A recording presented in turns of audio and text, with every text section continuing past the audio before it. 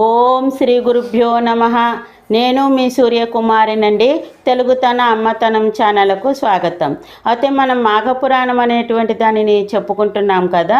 20వ రోజైనటువంటి 20వ అధ్యాయానికి వెళ్ళిపోదామండి. ఆ అధ్యాయంలోకి వెళ్ళే ముందర కొత్త వాళ్ళందరూ కూడా సబ్స్క్రైబ్ చేసి పక్కనున్న బెల్ ఐకాన్ని నొక్కండి. ఇక ఆలస్యం ఎందుకండి, ఆ అధ్యాయంలోకి వెళ్ళిపోతున్నాము. అయితే 20వ అధ్యాయం ఏమిటంటే శివ బ్రహ్మల వివాదం. శివ బ్రహ్మల యొక్క వివాదం ఏ విధంగా ఉంది ఏమిటి అనేది తెలుసుకున్నాం. ఘృతస్న మద మహర్షి మరలా ఇట్లు పలికేను, శ్రీ మహావిష్ణువు తత్వమును మహత్యముని వివరించు మరి యొక్క వివాదముని వినుము.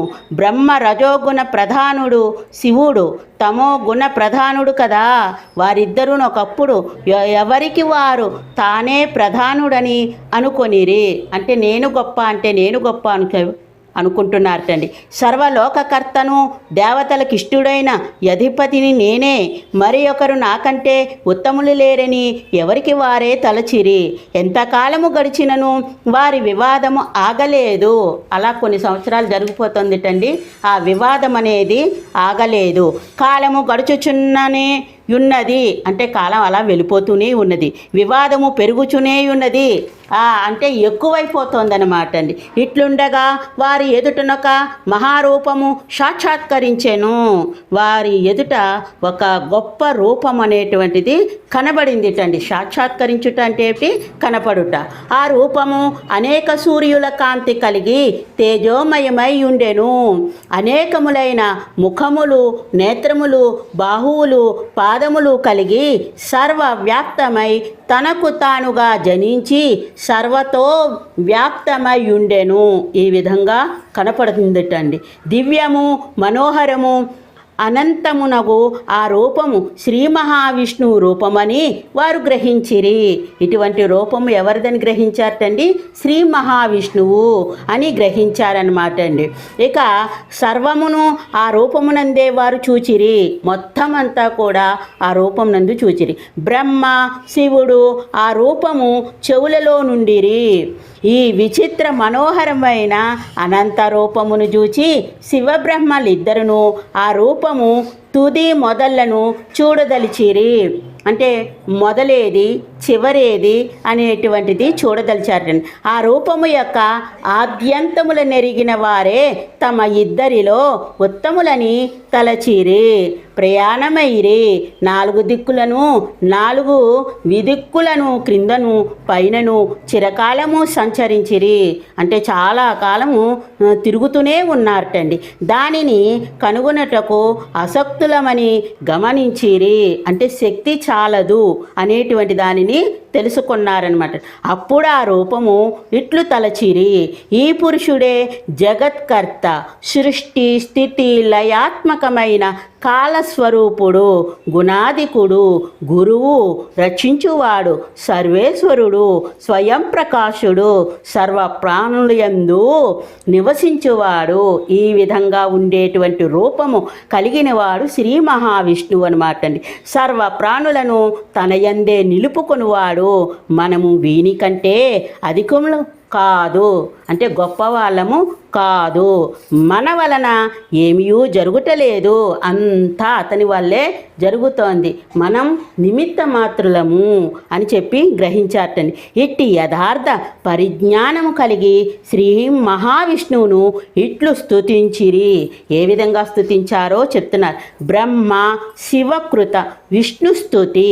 అనంతమూర్తి సర్వాద్యాము సర్వధారము అనంత ప్రకాశము సర్వమనోహరము అయిన నీ స్వరూపమును మాకు మరింత ప్రత్యక్షమైనట్లు చేయుము.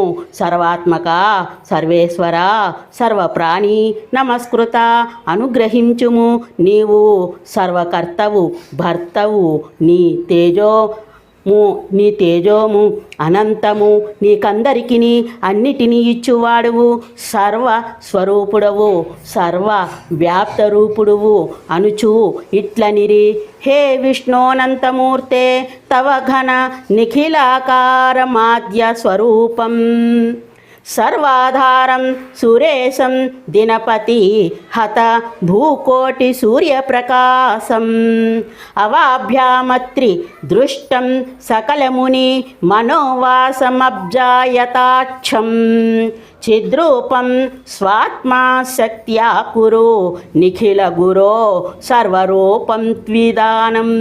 నమస్తే విశ్వాత్మాన్ విధిహర సురేంద్రాది విభుదై త్రయీ శాస్త్రాల సహాయ నిగదితన వ్యాఘ్రం వ్యుజ యుగం పరం మంత్రం యంత్రం పరమపద బీజం జ్వలతి యః సాక్షాత్ స్వరూపం ప్రజావతి తవ దేవేశ సతతం.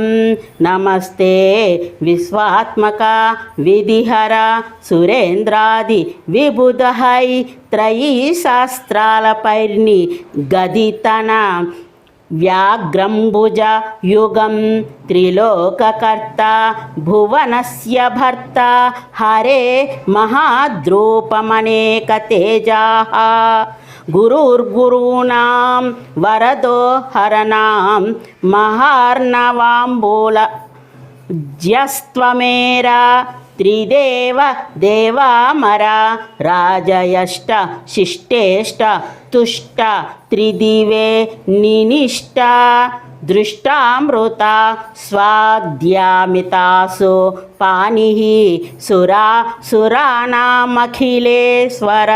స్థ్యం లక్ష్మీపతిస్త్వం తు సుగుహ్య గోప్త గుహాశయః పంకజపత్రనేత్ర త్వం పంచ వక్త్రచ్చ చతుర్ముఖచ్చ చరోచరేశ భగవన్నమస్తే. సృష్టిం చ విశాలాం సృజసిత్వమేవ చైశ్వర్యవాన్ సర్వగుణచ్చ దేవ త్వమేవ భూర్భూరి కృత ప్రవేశః తదాద్య భూతం విదధాసి యత్తత. త్వమగ్ని సూర్యౌ పవనస్త్యమేవ యమో భవాన్ వైశ్రవణస్త్వమేవ త్వమేవ వశక్ర సురలోకనాథః నాథాదిమస్త్వం భగవన్నమస్తే. పరమం పరాణాం పరమం పవిత్రం పురాణకర్తారమణం తమాశ్రయం త్వాం వేదమాహు కవయః శుభాద్వా నమోऽस्तु తే పన్నగవైరికేతో వేదాచ వేద్యచ్చ దిగాంతరాళం యష్టాసురాష్టానమపి త్వమేవ కర్మాణ్యనంతాని సుఖప్రదాని రుచః సచ్చవాచో నిగమాచ్చ సర్వే నదీషు గంగా హిమావాన్ నగేషు మృగేషు సింహో భుజగేష్వనంతః రత్నేషు వజ్రం జలేషు చంద్రః క్షీరో దదచ్చాపి యథా తథా త్వం. అహం ప్రభోస్త్వద్వహం ప్రభుచ్చ సంస్పర్ధ మౌనౌ బహువర్షావాం తస్మాదిదానీం పరిహర్తుమేవం స్వయం ప్రభుస్త్వం కరుణైకరాశిః తేనాత్ర తే దర్శన బుద్ధి రాశితు కృపాలో భగవన్నమస్తే. తోర్ణం జగన్నాథ మహస్వరూపం భూత్వా పునః సౌమ్య వపుః ప్రసీద. ఇట్లు శివుడు బ్రహ్మ చేసిన స్తుతిని విని శ్రీ మహావిష్ణువు ప్రసన్నుడై సహజమైన సౌమ్య స్వరూపంతో వారికిట్లా నేను ఈ విధంగా చెప్పాటండి. బ్రహ్మ ఈ విధంగా స్తోత్రం చేస్తేను, బ్రహ్మేశ్వరులారా అంటే బ్రహ్మ ఈశ్వరుడు అనమాట, మీరిద్దరను చిరకాలము వివాదపడుచుండుటచే మీ వివాదమును నిలుపుటకే నేను ఇట్టి విరాట రూపమును ప్రదర్శించి తిని, విరాట రూపం అనేటువంటి దానిని చూపించాను. మీరును నా విరాట రూపమును గమనించి నసక్తులై మానసిక వికారముని విడిచి ప్రశాంత బుద్ధులై నన్ను స్తుతించిరి. అంటే మీరు ఇంతవరకు వాదులాడుకున్న దాన్ని విడిచిపెట్టి మానసిక వికారాన్ని విడిచిపెట్టేసి స్తుతించారు. మీ వివాదమునకు కారణము నేను ఎరుగుదును, నాకు తెలుసు అంతా కూడా. ఆ వివాదమునెవరును పరిష్కరింపలేరు, అంటే దాన్ని ఎవరు పరిష్కరించలేరు. సత్వ రజస్తమో గుణములు ప్రకృతి వలన కలిగినవి. 3 గుణాలు ప్రతి జీవి యందు కూడా ఉంటుందన్నమాట అండి. కాబట్టి అది ప్రకృతి ధర్మం అన్నమాట. ఆ గుణములకు లోబడిన వారికి యథార్థము తెలియదు. సత్వగుణము నిర్మలము, అర్థమైందండి, అది స్వయం ప్రకాశకము, అనామయము, సుఖ సంగముచే దేహిని బంధించును. ఆత్మకు సమము, దమముదయ, అహింస, శాంతి మున్నగు గుణములను కలిగించి పరలోక సుఖము నొందించును, పరమేశ్వరాసక్తిని కలిగించును. అదనమాట అండి సత్వగుణానికి ఉండేటువంటి ఇది. ఇక రజోగుణము రాగాత్మకమై అసాశక్తిచే ప్రబలమగును. జీవికి కర్మాశక్తిని కలిగించను, కర్మ చేయటం ఎందు ఆసక్తి కలుగుతుందిటండి. అనగా పరమాత్మ స్వరూప జ్ఞానమును కప్పి ఇహలోకమునకు చెందిన ప్రయోజనములను కలిగించు పనుల యందు ప్రవర్తింపజేయును. తమోగుణము అజ్ఞానముచే కలుగును. తమోగుణము 3వ గుణం అండి. ఇది అజ్ఞానానికి ప్రతీక అనమాట అండి. ఇది జ్ఞానమును పోగొట్టి మోహమును పెంచును. అంటే మనకి ఏ వస్తువు ఏందైనా మోహం ఎక్కువ కలుగుతూ ఉంటుందన్నమాట అండి. దీనిచే పరమాత్మ జ్ఞాన ప్రయత్నము వెనుకబడును. పరమాత్మను తెలుసుకోవాలనేటువంటి కోరికే కలగదుటండి. దీని వలన ప్రమాదము కలుగును. ప్రమాదం అనగా చేయవలసిన దానిని మరుచుట, ఆలస్యము అనగా చేయవలసిన కార్యము తెలిసినను శ్రద్ధ సరిగా లేకపోట, శ్రద్ధాలోపముచే కార్యనిర్వహణ శక్తి లేకపోట జరుగును. నిద్ర అనగా నీ అజ్ఞానమునిచే చేయవలసిన దానిని విడిచి నిద్రించుట. కావున ప్రమాదాలస్య నిద్రలు తమోగుణ జనితములు. అదే జనితములు అంటే పుట్టుటండి. జీవి గుణ త్రయబద్ధుడు కాక పరమాత్మ చింతన చేసిన మంచిది. అంటే ఈ 3 గుణములకు బద్ధుడు కాకుండా పరమాత్మని యొక్క చింతన అంటే ఎప్పుడు స్మరిస్తూ ఉండటం అన్నమాట అండి. నేను దీనిని పొంది తిని, దీనిని పొందగలను, నేను చేయగలను, నాకెవరును సాటి. ఇట్టి బుద్ధి ఆలోచన రజోస్తమో గుణముల ప్రభావం. అంటే నాకు మించిన వాడు ఇంకొకటి లేడు అనుకునేటువంటిది రజోగుణము వలన, తమో గుణము వలన. మీకును ఈ గుణ ప్రభావం వలన వివాదము కలిగి పెరిగినది. మొట్టమొదట అంతయు చీకటిగా నుండినది. పంచభూతములప్పటికే ఏర్పడలేదు.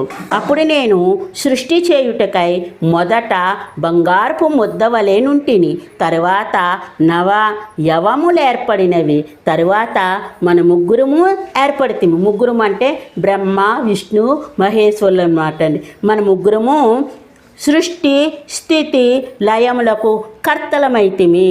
అంటే సృష్టి స్థితి లయాలన్నమాట. బ్రహ్మ సృష్టికర్తగాను, నేను పోషకునిగాను. నేను అంటే శ్రీ మహావిష్ణువు అనమాట. శివుడు లయకర్తగాను, మనము ముగ్గురము అయితిమి. కావున ఒకే దాని నుండి వచ్చిన మనకు మొదట భేదము లేదు కదా, అంటే తేడా అనేది లేదు కదా అని బ్రహ్మకు, శివునికి శ్రీ మహావిష్ణువు తత్వమును స్మృతికి తెచ్చాను. స్మృతి అంటే గుర్తు చేసుకునుట అని అర్థమండి.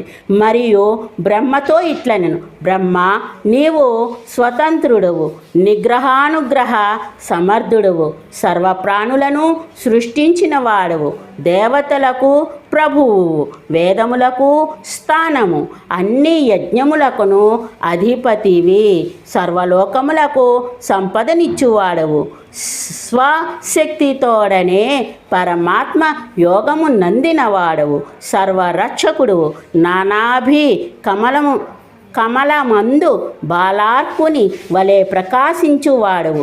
మనకు భేదము లేదు, ఏకత్వంలోనున్న నేనే అనేకత్వము నందితిని, మనమిద్దరము ఒక్కటే, నీవును నా వలనే సమస్త దేవతలకు పూజనీయుడువు అని బ్రహ్మ మనసునకు నచ్చునట్లుగా తత్వమును బోధించెను అని గురుతస్న మద మహర్షి జాహును మునికి విష్ణు సర్వవ్యాపకత్వమును వివరించెను. ఇదండి 20వ రోజైనటువంటి మాఘ పురాణము 20వ అధ్యాయము సంపూర్ణమైనదండి. అయితే ఇందులోని పొరపాటున ఏవైనా తప్పులుంటే ఒప్పులుగా భావించండి. ఈ యొక్క ఫలాన్ని పరమేశ్వరునికి అర్పిద్దామండి. ఈ 20వ అధ్యాయం యొక్క మాఘ పురాణము పరమేశ్వరార్పణమస్తు, పరమేశ్వరార్పణమస్తు. హరి ఓం. శ్రీ గురుదేవ దత్త. అదనమాట అండి. ఇక మరి అందరూ కూడా ఒక లైక్ చేయండి, షేర్ చేయండి, కామెంట్స్ పెట్టండి, మీకు తెలిసిన వాళ్ళ చేత సబ్స్క్రైబ్ చేయించండి. ఇక ఉంటానండి. అందరికీ కూడా ధన్యవాదాలు. మీ సూర్యకుమారి. సర్వే జన సుఖినో భవంతు.